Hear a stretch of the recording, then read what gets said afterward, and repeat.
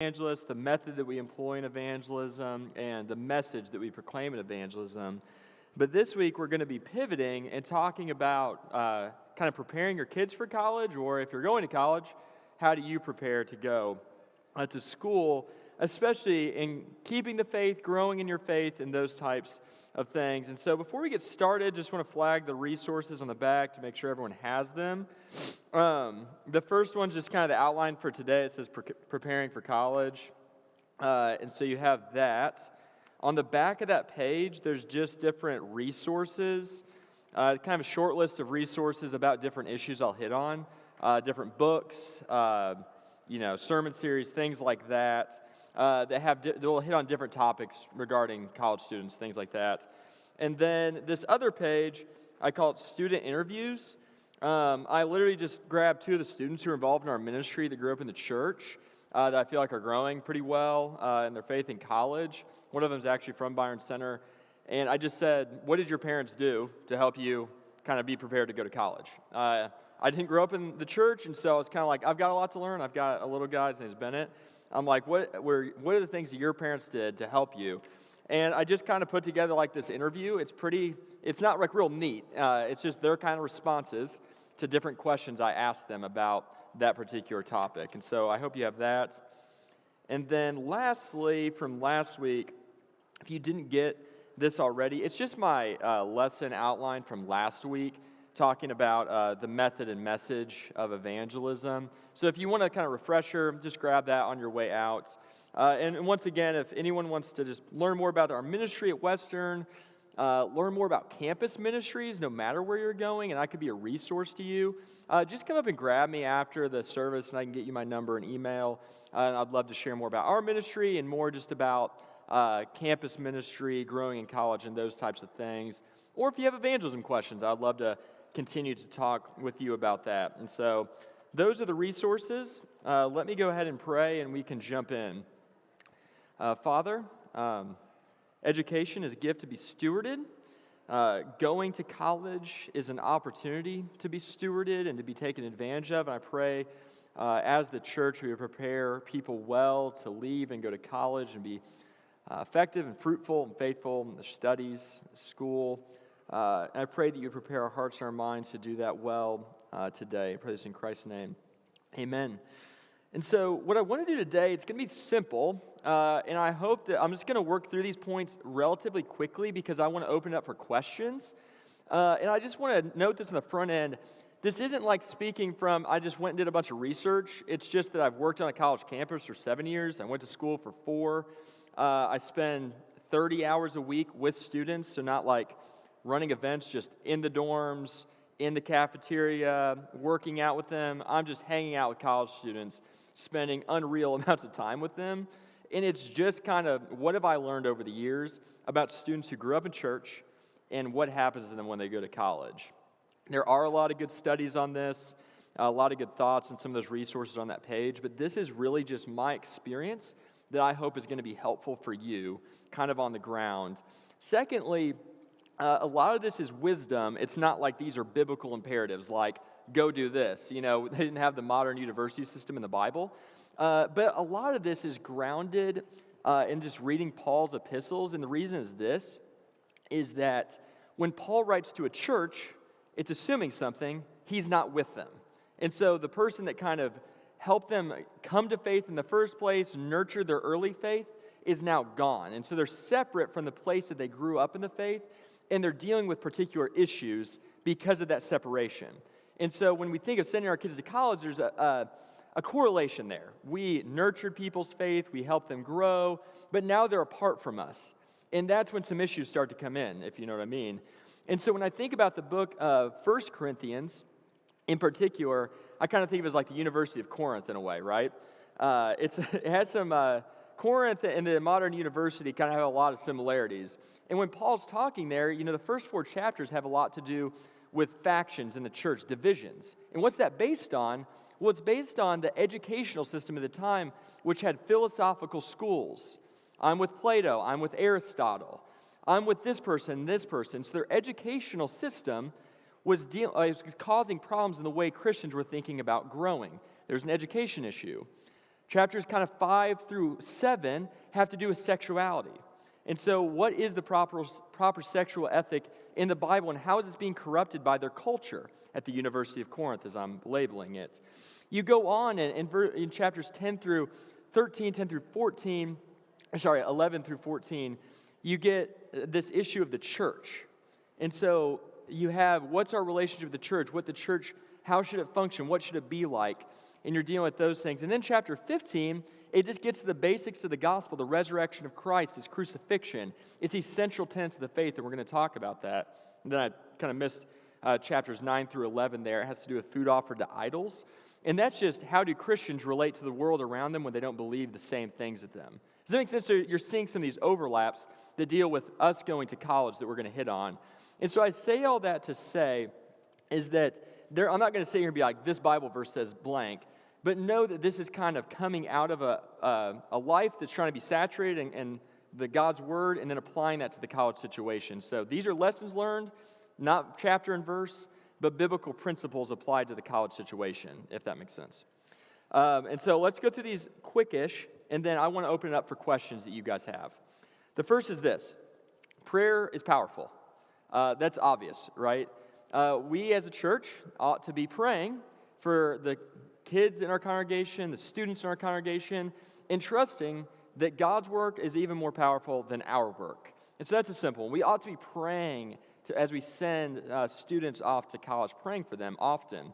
There's a girl in our ministry, she's not a Christian, but this church adopted her, and they send her care packages, and they tell her that they're praying for her often. And she's not like really close to becoming a Christian either. She's just kind of trying to figure it out and trying to understand the Bible, but very hostile towards it in a lot of ways.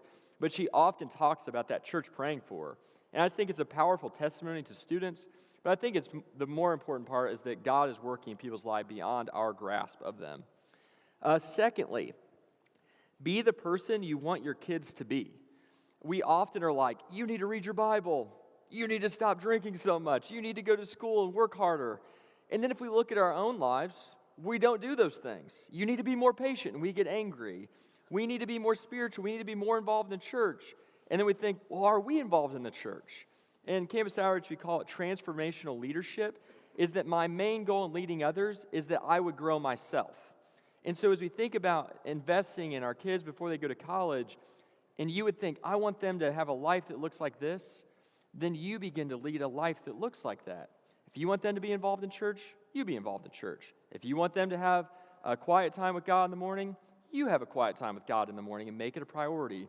If you want them to fight sin, you be active in fighting sin, so on and so forth, if that makes sense. Thirdly, get the basics down. This is a crazy one to me, but I meet a lot of students who grew up in church. A lot of students, I'm involved in a Presbyterian church. I ask them, what kind of church did you grow up in? A Presbyterian church. And you're like, okay, well, how was that? And it was a good experience. I learned a lot. And you're like, hey, if someone were to ask you, how do you have a restored relationship with God? Or how does someone make it to heaven? They would sit there and go, well, that's a good question. I've never thought about that. And you think, okay, well, what do you think? And they're like, well, just be a good person and work really hard. And you're like, you grew up in church for 18 years, and your answer to one of the most central questions in the Bible is try harder, work harder, be a better person.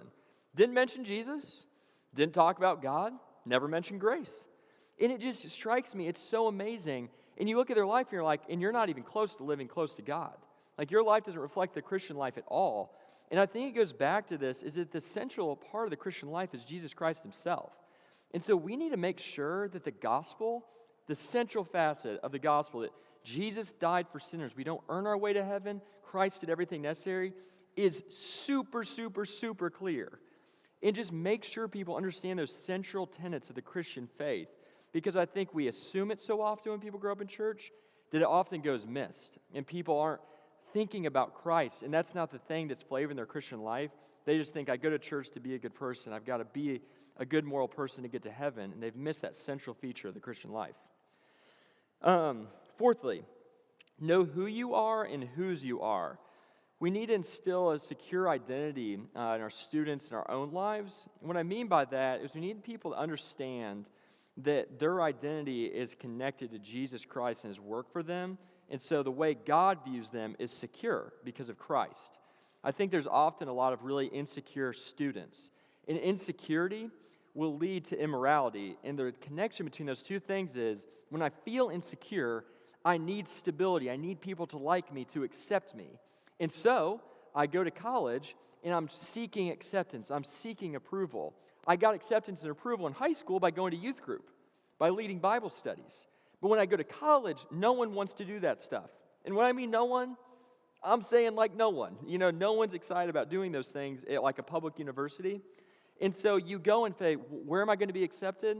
At the party, in the fraternity house, in these places. And because we're insecure, we begin doing things that are leading us further and further away from God. So we need people to understand who they are before God and their relationship to God. Fifthly, being honest and being patient. I just think when I was talking to these students this last week, they said some of the most powerful things their parents did for them were confessing where they had struggled and things they had done wrong. They said some of those powerful moments when their parents apologized to them, asked them for forgiveness, or when they said, I struggled with this particular sin as well, or this particular habit. And I just think if you're honest, it allows your kids to be way more likely to bring their problems to you. But if you're kind of like, I've got everything together, and I'm the perfect person, you should be like me, it's really hard to be honest when you're struggling. And so, be honest, and on the flip side of that, be patient. Oftentimes we're like, bring your mistakes to me, and then they bring their mistakes, and you're like, you need to be better, and you get mad and angry, and you yell at them, and you get in fights. And I just think if you want them to grow, you've got to recognize growth is a slow process. And you need to be receptive to them bringing issues to you, and be ready to walk through them patiently over time. And so be honest, be patient, be patient. Six, I said sexual sanity. When we're doing discipleship, you've got to hit the issues of the day. In Corinth, sexuality was a major, major problem. And in our day, it's still a major problem. Typically, it's not in the way that we see like in the New York Times, like transgenderism and all of these types of things, but it has to just do with faithfulness and how do men relate to women and what is a godly relationship. How should we date? What does sexual purity look like? Those are the issues that need to be dealt with, and I think it needs to be done patiently and it needs to be done intentionally. It can't just be assumed. I think it also needs to be modeled in the church. If you want your kids to have a godly relationship, then you need to be pursuing a godly relationship with your spouse or whatever. On the flip side of that, I think pornography is a massive issue. I don't know if I know a single student in our ministry that hasn't, at least guys, that hasn't had some struggle more than just the occasional, visiting of a website like that, but like a deep-seated struggle. And that's just talking about the Christians. That's not talking about non-Christians. It is a massive, massive, massive issue. And if you maybe struggled with it when you were a kid, just recognize the platform of technology in your phone has changed the way that is affecting people, not just from an access standpoint or frequency, but the way technology affects our brains, like neurologically, if that makes sense. The fight is different. The addiction patterns are different, and we need to address it, recognizing it's not just a simple fix that like what you had to do 20 years ago or 25 years ago. It's a different challenge altogether, and I think the church needs to be prepared to deal with that. Seventh, I said the church first, and that's just instilling a value in people to go to church. I've heard Kevin DeYoung, if you guys know Kevin DeYoung, he says the most important decision you make when you show up at college is, am I going to go to church on week one? The students I interviewed, they both said that first Sunday, they arrived on a Saturday, they said that first Sunday, they went looking for a church. They suggested that it was helpful when their parents had actually researched churches in the area and encouraged them, this is how to look for a good church. And I just think the habits you start on week one will make or break your college career. I mean, this isn't like it's supposed to be an alarming talk or anything, but like I've watched people start week one and they drink from Monday to Saturday, and then they drop out of college by December. And it's because they started off on a really bad foot. And I would suggest that there's a way to start off on a really good foot, and it's pursue Christ from day one. make good decisions, find other people who love God, and spend time with them. And I think we need to encourage our students to make good decisions right away, even when we don't really want to. Maybe you stayed up a little late the first night. It's like, still go to church on the first day, and that's super important. Secondly, with that, I say church at all is better than no church. And so we often have strong preferences about our churches, and I'm all about that. Like, I think we have a similar heritage on our theology and the way we think about church. But I think a lot of times we are so like, it's got to be this type of church, that they can't find a church like that, or they don't really like that church, or all their friends go to a different church. And I just think, as long as it's like they're preaching the gospel, they believe in the Bible, they preach in the Bible, it's like at some level we need to be happy with that they're involved in a church community that's getting them the word every week. Talk with them about it. Don't just assume it's a great church. There's a lot of bad churches in the world. But I think be content that they're involved in some church community, even if it's not the Reformed church, or if it's not the Presbyterian church, or so on and so forth. I don't know what number I'm on. Number H, on this list. Just kidding. What to do when the balloons pop. This would be understanding this idea. There's a philosopher, his name's Charles Taylor, and he talks about this idea of cross pressures. And so let's just do a thought experiment real quick. If we were in the year 1735 in Northampton, Massachusetts, and we were going to Jonathan Edwards Church, okay? If you guys know Jonathan Edwards, is when cross pressures came, there was suffering in their community. It's a small town. They really only knew other Christians, right?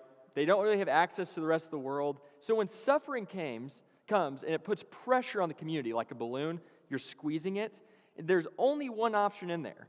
It's either go deeper into the faith that's already present, the church, or it's to reject that faith. Does that make sense? There's only two options. When the balloon pops, what comes out? Two options. I either go to church more and go deeper into my faith, or I leave it. So when pressure comes, when suffering happens, when there's evil and calamity in the world, and when you're confused, two options pop out. In our balloon, in our culture, there's hundreds of options, both religions. There's multiple religions that we interact with every day on the campus, and there's just other ideologies. There's secularism, there's transgenderism, there's all these things. And so when pressure comes and the balloon pops, if you could imagine confetti being in there written with options on it, it's that you have a million options to choose from. And you look at them and say, well, I know Muslims on campus, and they're good people. Like, I really think that. I have really good friends that are Muslims. And it's like, how do I think about that? That my beliefs are very different than theirs. How do I engage with that? When pressure comes, when there's stress in my life, it causes us to choose, and our world gives a million options. How do you continue to choose Christ and continue to follow Christ in a world that's saying, look over here, take a little bit from this ideology, take a little bit from this religion, so on and so forth. I just think I say all that to say that we need to prepare ourselves to talk through our students when they go to college, to deal with, how do I deal with other beliefs? How do I understand my own Christian worldview, and what does that look like to live in a pluralist society? How do I live with confidence in my faith when half my friend group doesn't even remotely believe what I believe? And still be faithful to follow Christ in the midst of that. I think that's a vital question that we have to ask by necessity. And I think it's a good thing in a lot of ways. And so, what to do when the balloon pops, dealing with cross pressure. Campus ministries, people have different views on campus ministries. The ministry I work for is kind of unique in the campus ministry sense, in that it's underneath the authority of a local church. But there's just a lot of good campus ministries. There's, InterVarsity, there's Crew, there's the Navigators. In our campus, we have North Pines and H2O, and we're different than them. Like, we have a lot of differences than a lot of these ministries, but I still think God's using them in great ways to help people grow in their faith. And so I think the church is first. But I think campus ministries, functionally speaking, they just get to be around a lot. Like, the church, when I meet with churches in Kalamazoo, and I'm like, hey, we'd love for you to partner with our ministry. And they'll be like, I'm so glad you reached out. We've been wanting to do this for years, but we don't know how. And the reality is, churches have such limited resources and time and strategy. Like, what do we actually do if we show up? And it's hard for them to engage day to day on a college campus. But campus ministry is like, if you showed up at Western and you were there for like 12 hours, I almost guarantee you would probably run into 3 campus outreach staff. You would see them in the dorm and be like, were you following me here? Like, you're in the cafeteria, like, what are you doing? Like, oh, you were at the fraternity house that I just joined. Like, what are you doing here? Like, I seriously go to fraternity houses like 3 days a week. And I spend time and I do value studies and I take them out to lunch. Like, campus ministries are just there. They get to see your life and they get to walk with you day by day. And I think that's really functionally important. It's not a replacement for the church by any means, but it's kind of like the arm of the church on the campus. And I think they're really valuable in that way. Jay, taming your technology. Technology is a really important issue to deal with, and I tread lightly when I say this. I don't think Christians have thought about technology very well. To be honest, in most of what I've read, and I've read a fair amount on technology because it's so prevalent, is non-Christians have a more realistic view of the potential danger of technology than Christians have ascribed to it. And what I mean is that technology, it consumes our time, which is important. The medium in which it comes through, this would be Neil Postman in his book, Amusing Ourselves to Death. It's not just about the content that comes through your technology, it's about the way we get our content. It's changed. It's not a newspaper. It's not me thinking deeply about things. It's coming through a phone and TikTok videos and all these things. And I just think it's absolutely crucial that we train our people on how to use technology and that we model it well. If you could see my phone, it's called a light phone. If anybody know what a light phone is? It's okay. It's like a really small company, but it's a dumb phone, for lack of a better word. And I do that for a lot of reasons, but a lot of it is because I see everyone's addicted to their phones, and I thought, if I don't want them to be addicted to their phones, then I better not be addicted to my phone. So I bought a dumb phone. And I use it, and people make fun of me about it, and I'm like, yeah, well, at least I don't waste any time on my phone anymore. I don't scroll on Instagram. I don't get on Facebook. Never. I don't ever do that because I can't. It literally has a black and white screen. It doesn't even have pictures. It doesn't have color, nothing. And I just think we have to model it and train our people the dangers of technology. And I put some resources on your handout about that. So technology, encouraging faithfulness over busyness, church culture, especially in the Reformed tradition, at least in my observation. We're a smart bunch. It's like both your pastors have PhDs. Not every church has that.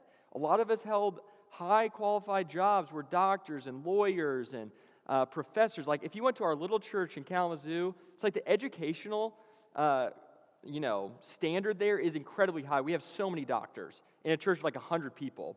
And I just think at times that educational drive and quest for success can kind of get conflated as it gets communicated to students when we send them to college, and they begin to be like resume builders. They're thinking, what's going to make me successful? What's going to make me qualified? What do I need to do to have a 4.0 and not a 3.95, right? And we slowly but subtly get those values in our students, and they become really, really busy rather than being really, really faithful. Say, I'm going to glorify God in my schoolwork, but my schoolwork isn't God. And I think we need to walk that line and clarify those things for our students. So faithfulness over busyness. I think this is the last one. Sanctification isn't a linear process. This is just a principle. I often, when I'm talking to our staff, like, we're evangelizing students, you're discipling students, I have this bar graph that, what is it, the y-axis? Is y-axis up and down? I was never much of a math guy myself. Growth and time. And so what does your growth look like over time? And we all just subtly have this belief that growth is like this, just upward trajectory. Every day goes by, every quiet time, I got a little bit more holy, love Jesus a little bit more. And the reality is, like, was your life like that? It wasn't. I'll answer the question for you. Has my life been like that? It hasn't been. It's kind of been a roller coaster. It's up and down, and there's setbacks, and you go 5 years without falling into some sin, and then next thing you know, okay, how did I get back here? Growth is not a linear process.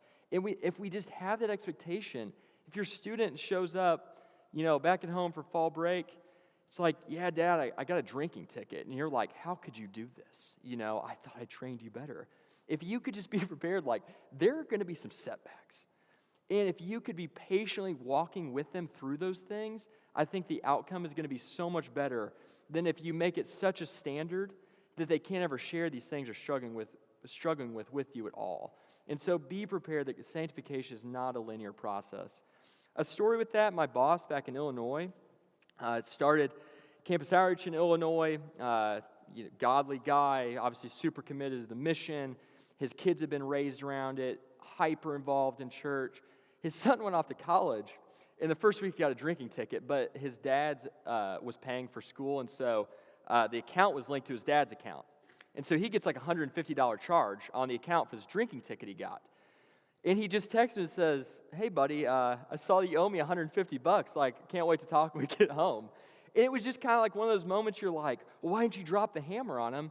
And he just thought a relationship over time is going to breed more growth than a demand in this moment, or me just dropping the hammer on you in this moment. Like, he probably already felt bad. He probably already felt awkward. He already owed $150 for it. And this kid, I'm not going to name him, ended up getting involved in campus outreach at this school, and he's still growing. Now he's involved in the church, and it's great, but it would have been so easy for my boss to be like, I'm a church leader.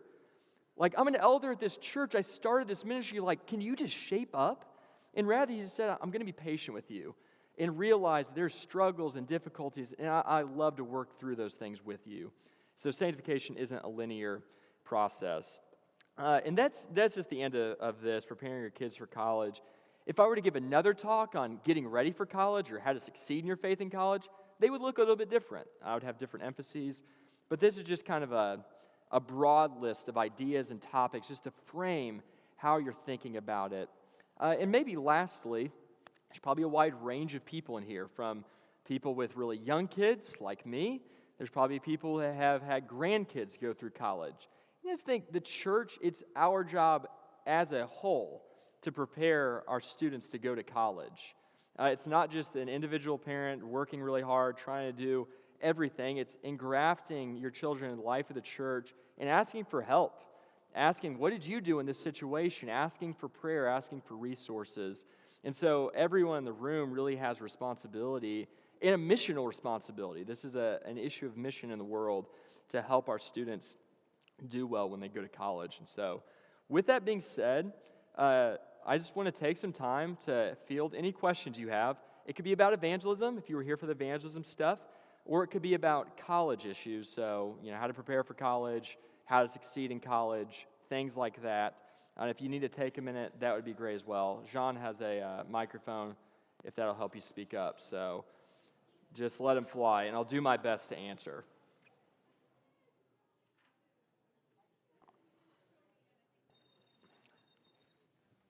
Take it.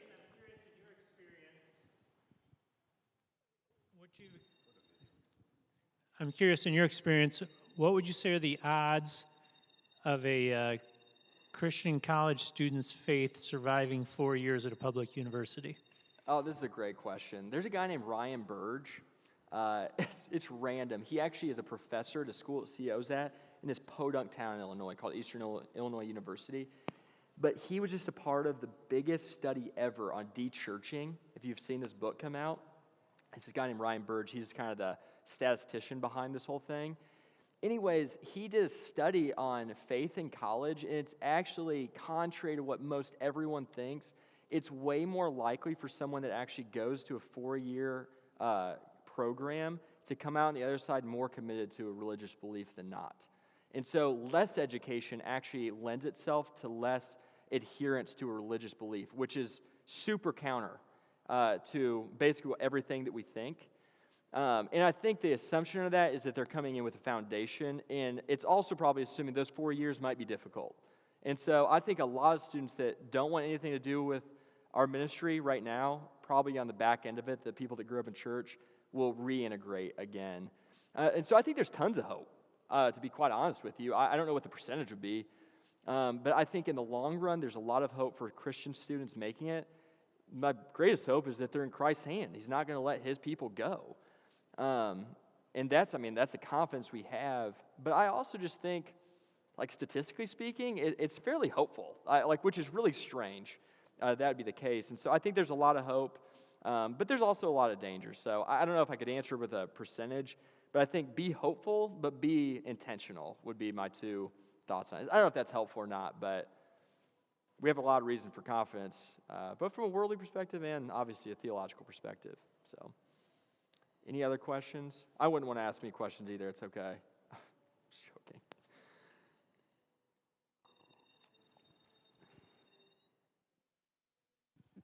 Out of curiosity, how many other people are involved in your ministry? How big of a staff do you have?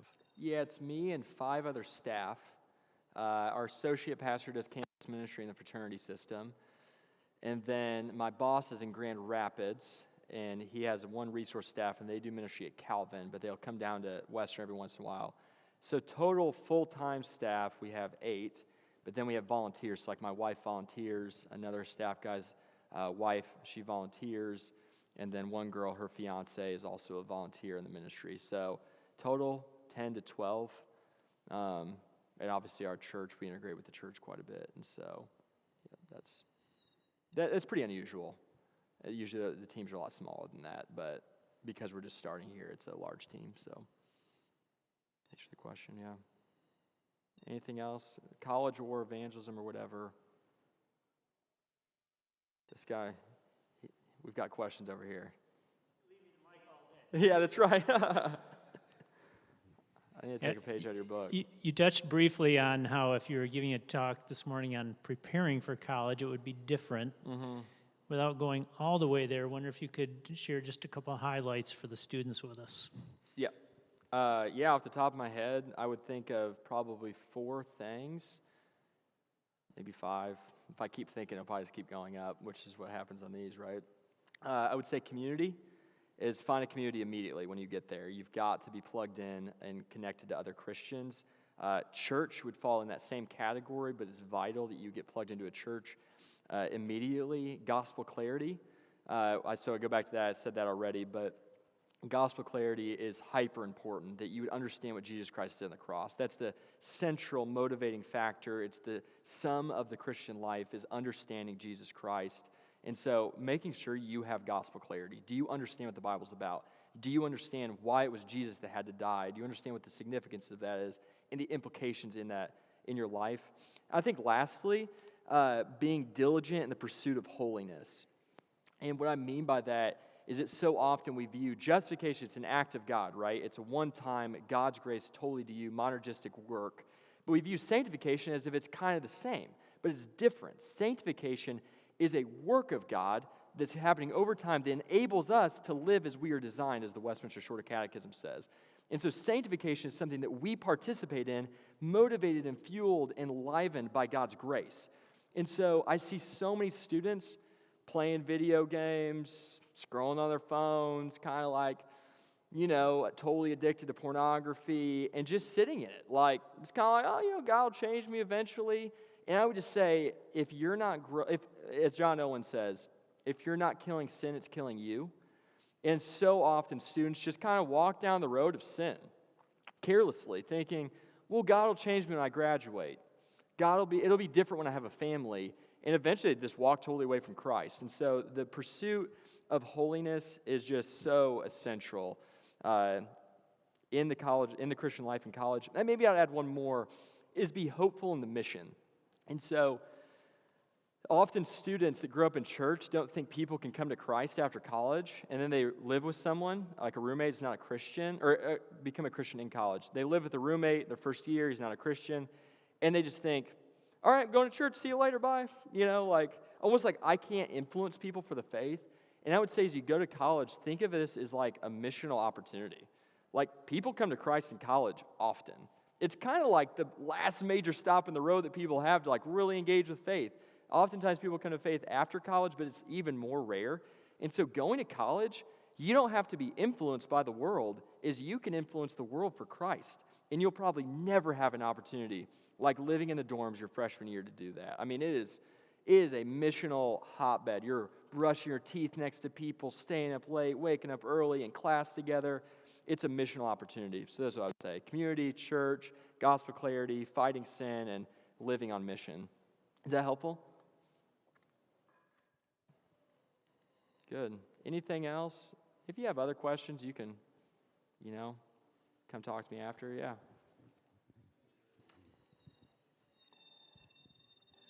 Do you have any different advice for parents or grandparents whose children are going to a Christian, so-called Christian college Yeah. versus a university college? Yeah. If you have other questions, my buddy Steve's up here. He's joining me this week. Steve went to Olivet Nazarene in Illinois, and so he might have some more thoughts on this. But I haven't had a lot of experiences, so I'll say that this is just my impression off the top of my head. I would say helping them navigate this fine line between a faith that's assumed because of my heritage, everyone around me is Christians, and a faith that I really embody, that I really believe in Jesus, and I really want to follow him. So often when you're caught like in the bubble that everybody says they're a Christian, is you can't find out who's really following Christ. And so when I was going to college and I was trying to decide where I was going to go, I was looking at a university in Indiana, and I'd just become a Christian, and I didn't know anything, but I did know one thing. I knew there were people who said they were Christians, and they weren't, and there were people who were Christians, and they were following Jesus. And I go to this college, I stay overnight, and I mean, I'm struggling with some stuff, but I'm like, I don't want to be, I want to grow. And all these guys in this baseball team, the words that were coming out of their mouths, the things they were talking about, the things they said they did in the weekend, I was like, I could go to any state university and get the same thing. And I was be like, well, what do you guys do for your faith? They're like, oh man, me and Jesus are good. You know, we go to chapel a couple times a week. And so I just think that probably the central thing is just helping them work through, like, are you really following? Like, personally, are you making decisions to follow Christ? Or is it just assumed in your life that you're kind of floating along with the crowd? Because I think that people are floating along. If they ended up at a state university, they would float with the crowd in the opposite direction. But the Christian university is actually kind of like a Band-Aid over a wound, that it's not actually exposing the lack of faith they might have. So dealing with personal faith is super important. And I just think encouraging them to be involved in both those things. So a church and making sure they're finding community on campus. And so finding a good church, but also finding people on campus. Too often you find a church and you go once a week, but you don't interact with those same Christians throughout the week. I think doing both things at the same time is crucial. So I hope that's helpful. Any other thoughts or questions? Yeah, back there. Hi, Chase. So my daughter went to South Christian for 4 years, and this is her first. She's at Ferris now. Yeah. I work construction, so this is nothing new, and I have my whole life. So the degeneracy is not anything new to me, the words, what people talk about. Yeah. But for her, it's been very eye-opening, and she has a strong faith, but the things you experience, you know, so we have a South Christian bubble, which is a blessing, but when you go to like a lot of these colleges, it's almost like a punch in your face. I mean, it's amazing how the experience that she's had already, you know, especially with drinking and all that stuff, is just mind-boggling, I think, to a lot of people. I'm used to it, but I think some parents should be encouraged to talk about, you know, because it's a lot. She hasn't been there. She's only been there a couple, months, but it's just amazing the stories that she has. I wish could you comment on that, like how to prepare for something like that as a parent and child? Yeah. I think, the Christian bubble in a lot of senses is really good. Like, I didn't have a Christian bubble, and so my brain, the way I think about it, it's like the glasses I was wearing weren't really a lens of the Christian worldview, and so I was very unprepared. But the difference is that later in my life, it was fostered on the university campus. And I think the opposite is often true, is that a lot of people that grow up in the church and have like this rich foundation, it's not fostered in college, and so they really struggle. So I think it's a good thing in a lot of ways. In a lot of ways, it's easy to neglect and easy to overlook. I would just say, just be ready to talk about it. Like, you know, it's like you've got to be, obviously you still have to be a parent. You still have to discipline. It's like, I love the Proverbs, you know what I mean? My little son, he loves Alexa. You know, you guys know Alexa, like the music thing, Amazon. Bennett loves Alexa, and he loves Dancing by Alexa. But he often loves Alexa a little too much. He's always wanting to grab Alexa, and I'm having to slide his hand, you know? And I think, obviously, discipline continues, and being strict and having some firmness matters.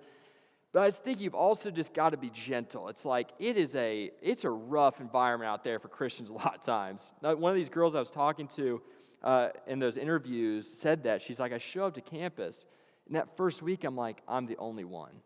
I'm the only one that has this belief system, this faith that I want to follow Christ.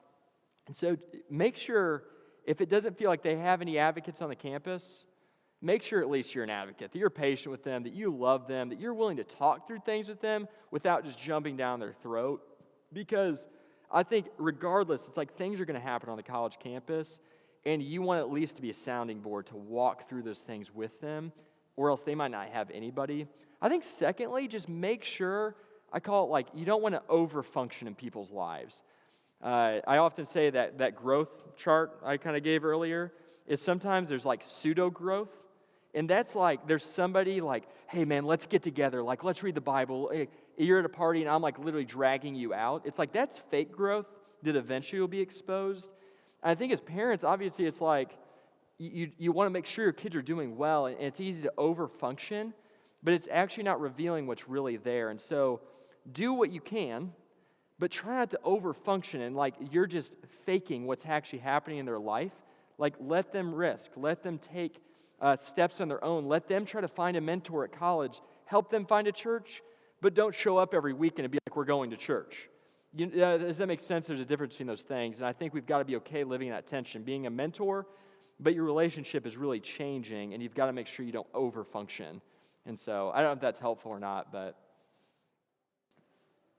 good. Maybe if there's one last question, if not, then you guys can come. Like I said, talk to me. I'd be happy to. Anything else?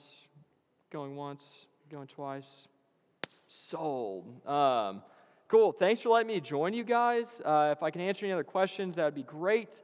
If you want to connect with me or I could help with anything else, thinking through college, campus ministry, church, whatever, just let me know. And please feel free to come up here after you're done. So thanks for letting me join you. It was good to be with you guys.